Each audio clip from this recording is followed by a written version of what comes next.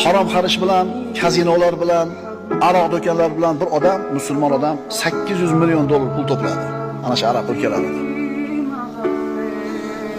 O'lim to'shagida yotibdi, ziyoratiga kelgan qora akadan so'rayapti, endi nima qilaman deyapti.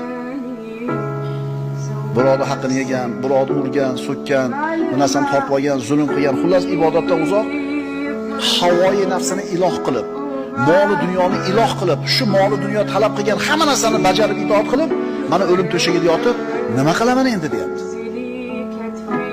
Bu qora aka aytayaptiki, dunyodagi hamma boylikni sarf qilsang ham endi foydasi yo'q senga. Chunki o'layotgan paytda agar sadaqa qilib yorsa ham birodarlar, uni ajri sog' yurgan paytda qilgan sadaqasichalik bo'lmaydi. Agar haromdan olgan pulini hammasini sog' yurganda sarflasa ham, Alloh taolo pokiza zot, faqatgina pokiza narsani qabul qiladi. Endi bu odamga foydasi yo'q.